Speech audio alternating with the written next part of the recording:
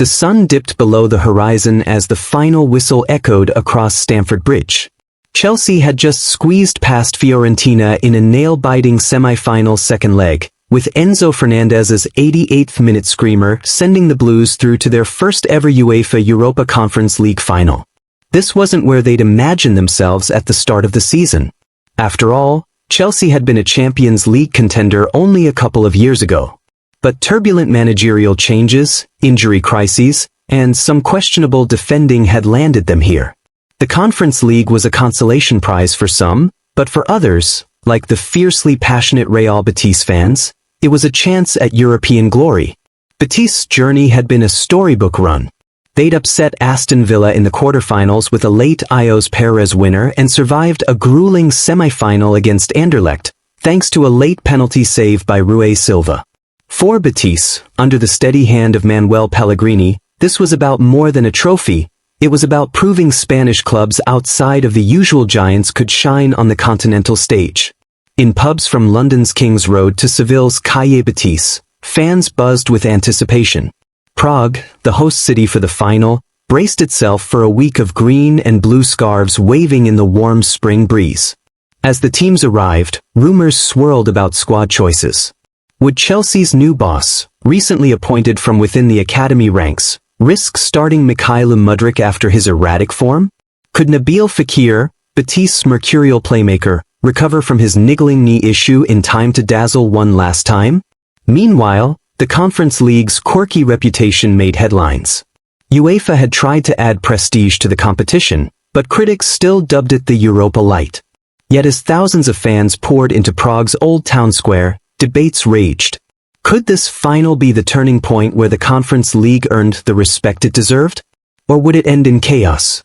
The night before the final was filled with music and chants, as supporters of both teams filled Wenceslas Square. Betis fans proudly draped green and white banners over statues, while Chelsea supporters belted out renditions of "Blue is the Color" into the early hours. In a quiet corner of the Hotel King's Court, however, a different scene unfolded. Manuel Pellegrini sat with his captain, Guido Rodriguez, discussing tactics. Rumors were swirling that Chelsea planned to deploy a three-man backline to stifle Betis' midfield creativity. Pellegrini knew his side's strengths lay in quick transitions and the mercurial talents of Fekir, if Fekir was fit. Reports suggested he might only last 45 minutes. On the other side of the city, Chelsea's interim manager, Callum Brennan, a youthful, highly rated tactician from their academy, paced nervously. His phone buzzed constantly. Injury updates on Reece James were mixed. A sly text from a rival coach hinted at a surprise Betis formation. Brennan wondered if he should gamble on Cole Palmer's recent form or stick with the experience of Raheem Sterling.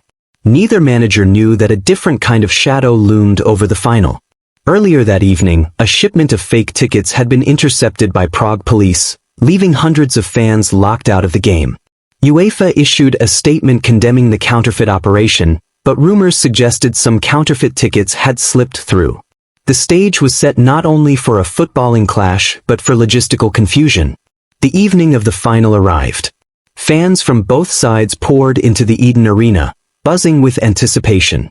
The pitch was immaculate under the floodlights, and the Czech organizers had laid out an impressive pre-match show, complete with fireworks and a tribute to legendary footballers from both clubs. The whistle blew, and for the first 20 minutes, the game crackled with intensity. Chelsea's Conor Gallagher dominated the midfield, breaking up play and feeding swift passes to Palmer and Sterling. Betis responded with resilience. Guido Rodriguez and William Carvalho held firm, while Fekir, surprisingly in the starting 11, danced between lines, causing panic in Chelsea's backline. In the 34th minute, a controversial moment erupted. Ios Perez charged into the box and appeared to be clipped by Chelsea's Benoit Badiashile. The referee pointed to the spot. Chaos ensued, with VAR replays shown on the stadium screens causing uproar among the players and fans. After a 3-minute delay, the decision stood. Fekir stepped up and hit the post. Chelsea countered almost immediately. Mudryk, unexpectedly lively, sprinted down the left, cutting inside and curling a shot past Rui Silva, but it clipped the crossbar. The score remained 0-0 as halftime approached. Then, in the 57th minute, something unprecedented happened. The stadium's floodlights flickered and went out, plunging the arena into darkness. Mobile phones lit up like a sea of stars, as confusion reigned. UEFA officials scrambled to restore power, but after a 20-minute delay, the referee suspended the match. Conspiracy theories swirled instantly on social media. Was it an orchestrated power cut to delay Chelsea's momentum? Had rogue fans from the counterfeit ticket scandals sabotaged the system? Or was it simply an infrastructural failure in a city overwhelmed by the influx of fans? No official explanation was given. With the stadium in disarray and night falling deeper, UEFA announced the match would resume the following day, if conditions allowed. Fans reluctantly left, their chants echoing through the Prague night. The Conference League final had been left hanging. The next morning, Prague awoke to mixed feelings. UEFA officials and local authorities held emergency meetings. Logistics were a nightmare. Fans had already booked return flights, players were unsure of recovery protocols, and broadcasters faced scheduling chaos. Inside both camps, there was tension.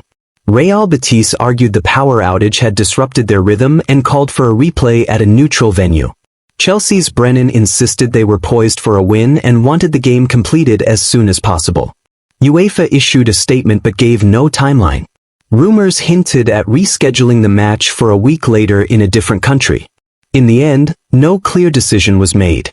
The match remained incomplete, with both teams unofficially declaring moral victories.